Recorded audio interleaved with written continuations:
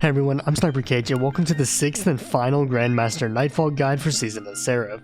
This week's GM is the Warden of Nothing, which is by far the easiest GM to farm this season. While this GM is pretty easy the whole way through, there may be a few areas that could trip your team up.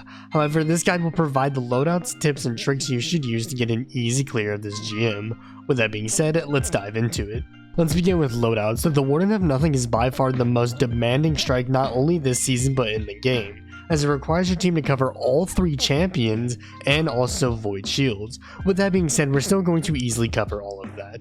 For GMs, I would recommend 2 different loadouts with some slight tweaks if your team needs them. For loadout 1, have players 1 and 2 run Izanagi's Burden, while player 3 runs an anti-barrier pulse rifle. For secondaries, have player 1 rock an unstoppable hand cannon, while player 2 rocks an anti-barrier pulse rifle, and player 3 reuses divinity. This will make it so that each player can deal with a certain champion throughout the strike. For heavies, you should run solar linears to take advantage of the solar burn. The second loadout I'd recommend is to have players 1 and 2 run Arbalest for barrier champs, and have player 3 run a blinding grenade launcher for unstoppable champs. For secondaries, have player 1 run an unstoppable hand cannon, have player 2 run an overload scout rifle, and have player 3 run a barrier pulse rifle. And for heavies, run either solar linears or solar rockets with Gallahorn. For subclasses, your team will want to have a mixture of crowd control and boss DPS supers, as this boss does not have any immune phases. Therefore, for titans, run arc for thunder crash and arc grenades. For warlocks, run either solar for well and fusion grenades, or void for vortex grenades and nova bomb. And for hunters, run either solar for blade barrage or void for invisibility during the prison of elders phase. For mods, run your typical defensive mods like elemental and concussive resistance mods, and as always, run loosen finisher. With that being said, let's dive into it.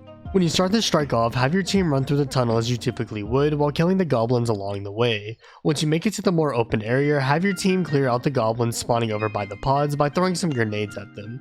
As your team pushes forward, you'll see some additional goblins and an overload minotaur by the exit. Have your team stun the minotaur and kill it. From there, kill the rest of the adds and move on.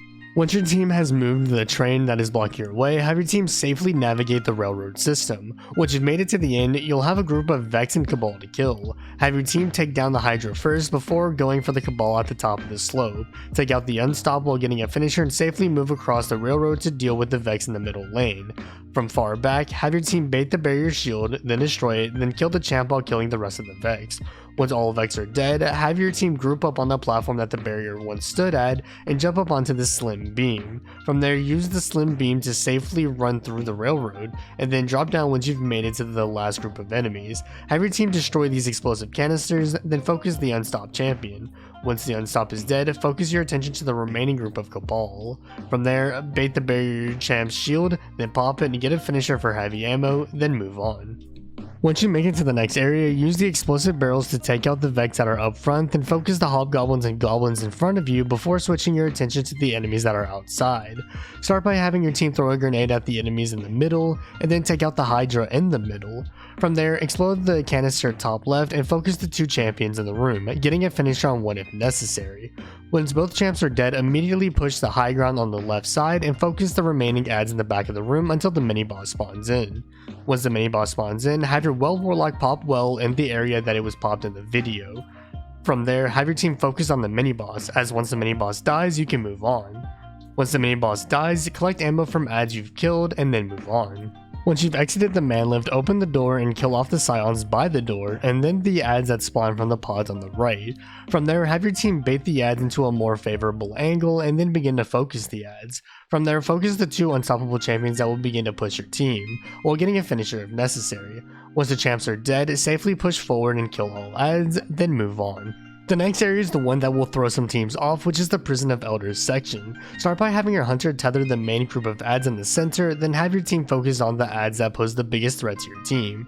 From there, have your team slowly take out the champs in this area, starting with the Overload, then the Unstop, then the 3 barrier champs, starting with the 2 hobgoblins, and then the barrier colossus. From there, clear out the rest of the adds. Once the adds are dead, position 1 player by the 2 spawn doors to try and delay adds to allow 1 player to capture the first bomb easily. From there, the unstop from point B should be pushing at your team, so stun it and kill it. Once you have captured bomb A, have your player who is trapping the spawn door by the B bomb help the bomb player clear out the adds from the B bomb, while player 3 rotates the C bomb to start killing adds there. Once the bomb player is capturing the second bomb, have the ad killer run to C bomb to help clear out ads easily, then capture C bomb. If your team follows that route or something close to it, then you should clear the bomb section easily. Once all bombs are captured, the ads will despawn, so make sure all champs are dead. From there, have your team rotate to the exit of the room, then focus the miniboss that spawns from the center. Once it's dead, move on. After the final boss in the Prison of Elders section, you'll move on to the treasure room, which is actually the drop down to the boss room. There's a problem with the drop down that if your team goes down at the same time, you could possibly get physicsed and die, and it can happen to your whole team, so here's how to avoid that. Before your team gets trapped, assign player 1 to just drop down, where once the treasure chest is open and the floor disappears, they'll just drop. Have player 2 jump right when the floor disappears, and then have player 3 double jump when the floor disappears. Doing this will stagger your falls, which means it will be impossible for Destiny's physics to get a team wipe. Once everyone has landed, have your team sit up top and clear as many champions as you can. Once you've cleared out most champions, drop down and kill the rest of the ads. Once the ads are dead, the boss will spawn in. As I said at the start of the guide, this boss can be begged from 100 health to 0, so once the boss is vulnerable, have your team dump everything into the boss, as the boss is pretty squishy.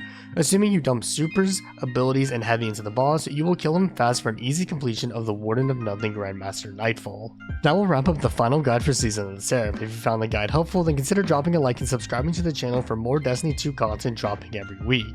Since the Wendigo is now farmable, I made a video covering the Wendigo's best perks, which can be found in the description below. Speaking of the Wendigo, if you want to farm the Wendigo with me, or you need help with this GM, then be sure to stop by my streams that happen right here on YouTube. Finally, follow me on my social media platforms linked below. With that being said, I'm SniperKH, and I'm out. Good luck with gaming.